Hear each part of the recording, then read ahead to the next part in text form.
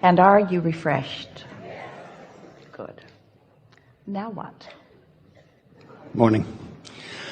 I know you say, I wanted to quote somebody that was in the hot seat a while ago, and it said, this stuff really works because I put myself in the good feeling place and the manifestation has come.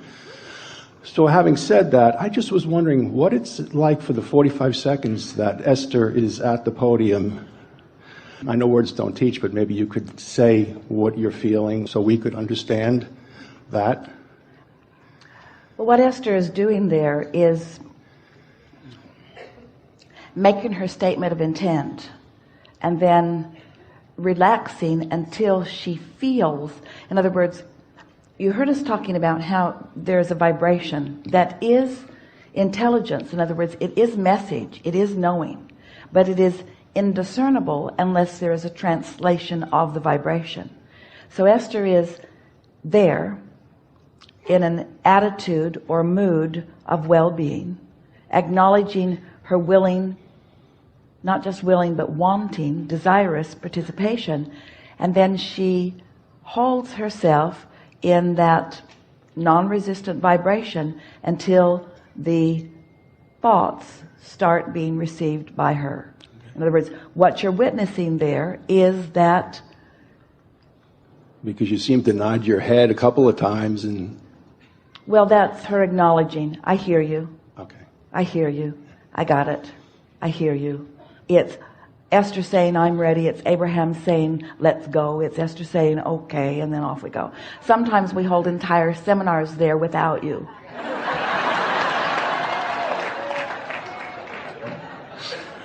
All right, that's good. I just was wondering, like you say, everybody has the ability to do what you do, and I'm wondering if I'm holding myself in a good feeling place till the manifestation comes, am I doing what you're doing? There's one clarification that we want to make with you, and then we'll answer that question specifically.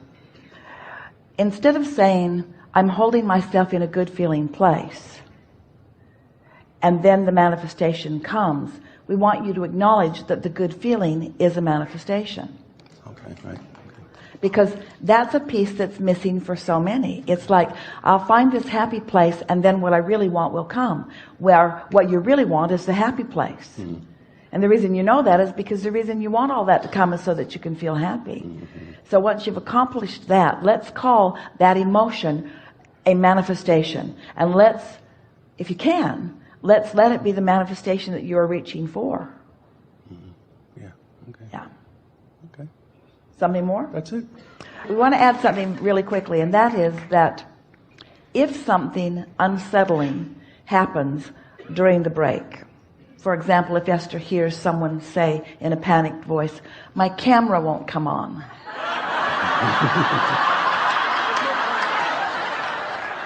Or the white balance hasn't been reset. And she looked orange.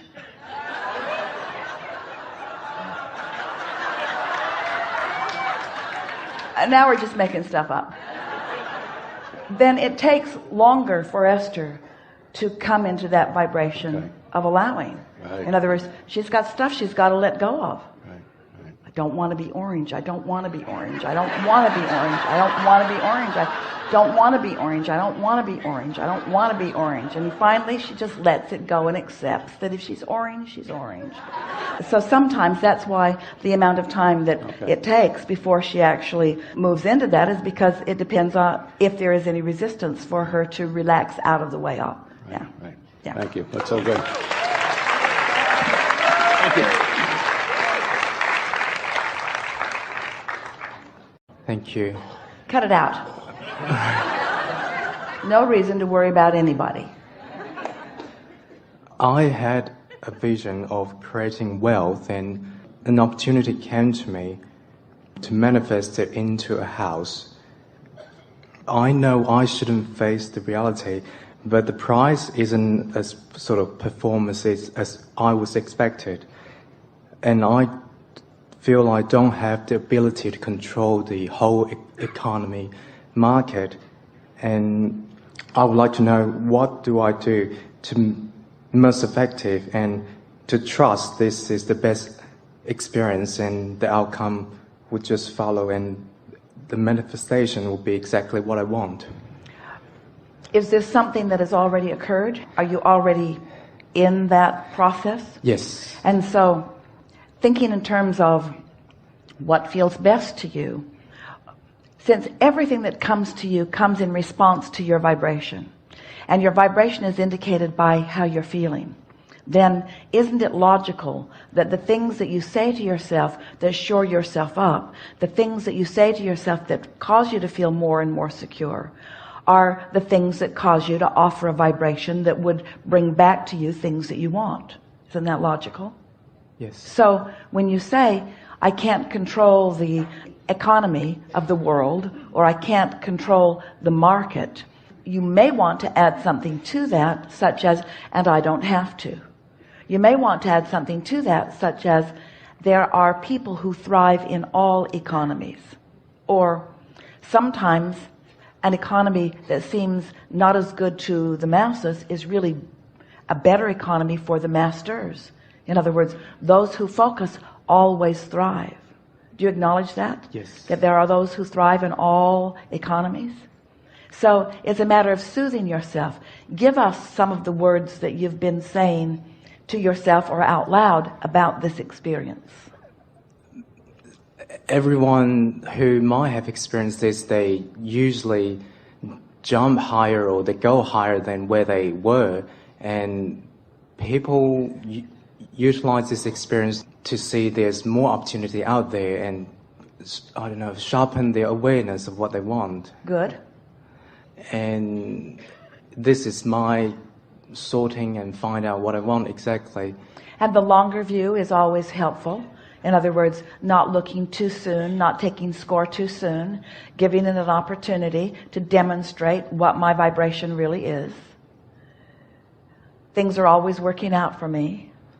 Things are always working out for me. Things are always working out for me. Things are always working out for me. So, give us the specifics of your question more fully.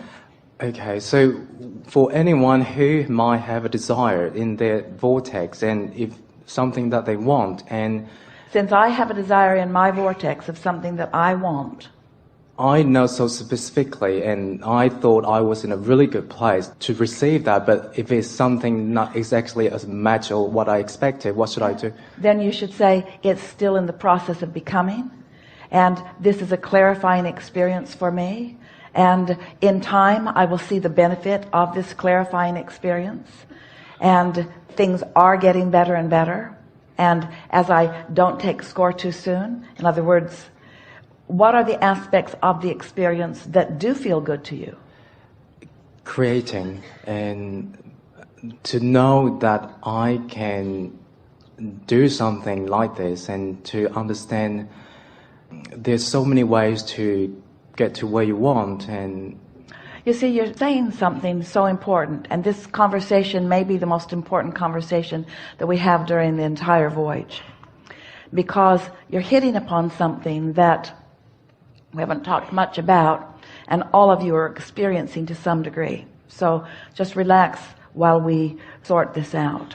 So many times as we are talking about creating, you are talking about things that you desire that have not yet manifested. And we talk about how you have to bridge that gap. You've got to find the feeling place of it. You have to feel the essence of it. And if you live with the essence of it long enough, then the absence of it has to go away. You can't live the essence of something and practice the vibration of it and prevent it from coming. It has to come. But it's an interesting thing. There are two ways that we want to approach this with you. The subject of buyer's remorse. I was really excited about it. I thought I wanted it, and it didn't turn out the way I wanted it to turn out. And so now I'm sorry that I did it. I wish that I had done something different, or I feel as if I've made a mistake. And we want you to understand that the only thing that has happened, and the only reason that you feel the negative emotion that you feel, is because at the time that you felt the inspiration to do it, you were in vibrational sync with your own desire.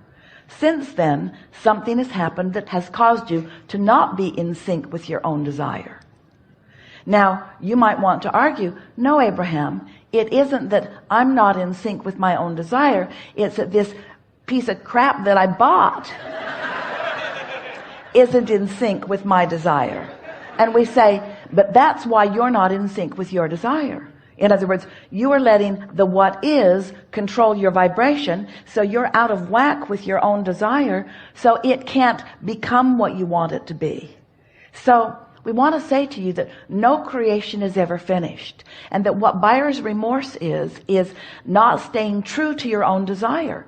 Now, you want to argue, well, why would I stay true to a desire that I think is manifested that doesn't match up to my desire? And we say, because it isn't done. It's always in the state of becoming. And whether you've actually made the purchase, or whether you've actually had those wedding vows, whether you've actually closed the deal on something, it's still not done. It's still not done. It's never finished. And so your work all the time, your work continues to be to find alignment with your desire, to find alignment with your desire. Because when you find alignment with your desire, the what is must morph into the vibrational reality. And the only thing that prevents what you want to call your see it, hear it, smell it, taste it, touch it, full-blown manifestation from being as you dreamed it or as you want it to be is that you are giving your attention to it as it is, and therefore hindering its ability to show you how it can be what you've dreamed.